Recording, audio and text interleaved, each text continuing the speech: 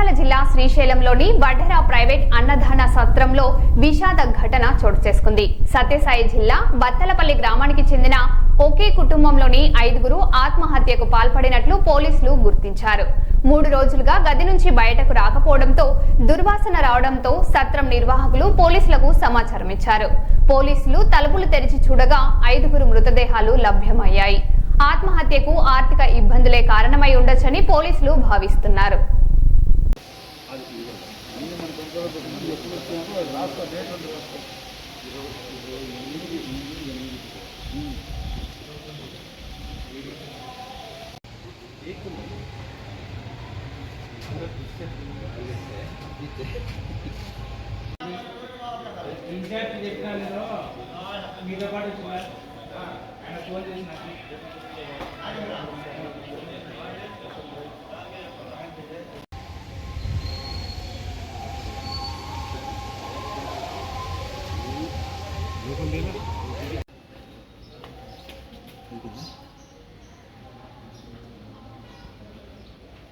లాభాలు తీసుకున్నాం.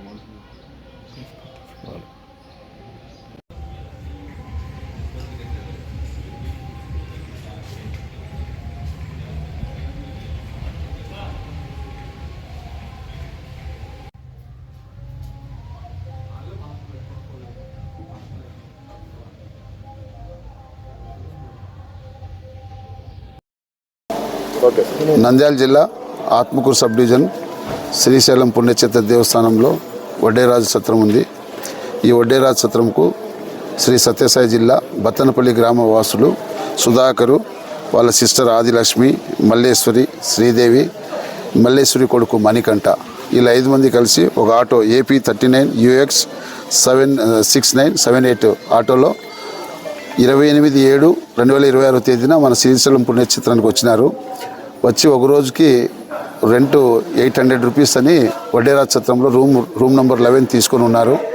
తర్వాత వాళ్ళు సత్రం వాళ్ళు ఎక్కువ రోజులు ఉండేదానికి లేదంటే మాకు కొంచెం అనారోగ్యంతో వచ్చినాము, ఇక్కడ మేము దేవుని సన్నిధిలో కొద్ది రోజులు పూజలు చేసుకొని ఇక్కడే ఉండాలని వచ్చినామని వాళ్ళు రిక్వెస్ట్ చేయడంతో ప్రతిరోజు 800 రూపీస్ చొప్పున రూమ్ రెంట్ తీసుకొని ఆ రోజు నుంచి ఇక్కడే ఉన్నారు. ఈరోజు ఉదయం 8:30 AM ఈ వడ్డేరాజు సత్రం మేనేజర్ వాళ్ళు మా సుబ్బారెడ్డి SI గారికి కాల్ చేసి ఈ విధంగా 5 మంది రూమ్లో సుధాకరు, మణికంఠ ఇద్దరు కూడా ఫ్యాన్కు చీరతో ఉరి వేసుకొని చనిపోయి ఉన్నారని చెప్పినారు. తర్వాత లోపలపై చూస్తే బాత్రూమ్కి గోడకు శారీస్తో మొత్తం కట్టేసి 3 సిస్టర్స్ ఆదిలక్ష్మి, మల్లేశ్వరి, శ్రీదేవి, ఈ 3 సిస్టర్సు. దీంట్లో ఆదిలక్ష్మికి మల్లేశ్వరికి పెళ్ళైన తర్వాత వాళ్ళ భర్త వదిలేసినారంట. వాళ్ళు కూడా వీళ్ళ బ్రదర్ దగ్గరే ఉంటారు. 3 కూడా చీరతో ఊరేసుకొని చనిపోయినారు. ఈ విషయం పైన మేము బత్తనపల్లి SI గారితో మాట్లాడి వాళ్ళ బంధువర్గాలకి సమాచారం ఇస్తే వాళ్ళు కూడా మాతో మాట్లాడితే ఆర్థికంగా వాళ్ళు ఫైనాన్స్ ప్రాబ్లంతో చాలా ఇబ్బంది పడుతున్నారు. ఈ సుధాకర్ అమ్మనాయన కూడా 2 లేరు చనిపోయి ఉన్నారు. ఈ సుధాకరే 3 సిస్టర్స్ని కూడా ఇతన్ని పోషిస్తున్నారు. 2 సిస్టర్స్ కూడా పెళ్ళి అయ్యి భర్తలు వదిలేసడంతో ఆ బడ్డన్ అంతా సుధాకర్ పైన పడి ఆయన మానసికంగా ఒత్తిడికి ఫీల్ అవుతున్నాడనే విషయం చెప్పినారు. అయినా కూడా అన్ని యాంగిల్లో వెరిఫై చేసి ఈ కేసుని పూర్తి దర్యాప్తు చేస్తూ ఫైనలైజ్ చేసి వాళ్ళకి తప్పకుండా న్యాయం చేస్తాం. సత్రంలో రూమ్ నెంబర్ 11 ఆ రూమ్లో ఒకే కుటుంబానికి చెందినటువంటి 5గురు వ్యక్తులు చనిపోయినట్లుగా, అది కూడా ఉరి వేసుకొని చనిపోయినట్లుగా వచ్చినటువంటి సమాచారం మేరకు ఇప్పుడే గౌరవ ట్రస్ట్ బోర్డు చైర్మన్ గారు, మా బోర్డు సభ్యులందరూ కూడా ఈరోజు ట్రస్ట్ బోర్డు సమావేశం ఉంది.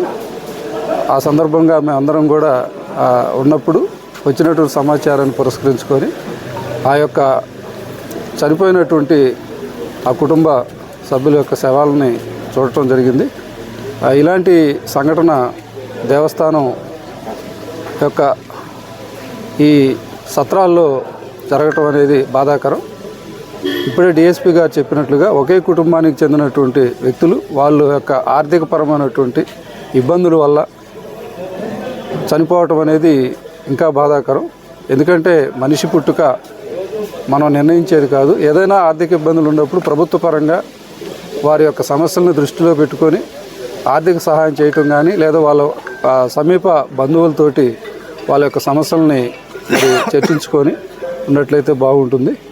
28/7/2026న ఇక్కడికి ఆటోలో ఒకే కుటుంబ సభ్యులు వచ్చినట్లుగా ఈ తదుపరి విచారణలో కూడా ఈ యొక్క మరి వడిరాజుల సత్రానికి సంబంధించి వారు రావటం, అదేవిధంగా ఇన్ని రోజుల పాటు ఏ విధంగా వారిని అనుమతించారు అనేటువంటి విషయాలను కూడా దేవస్థానం తరపున తప్పనిసరిగా విచారణ చేస్తాం.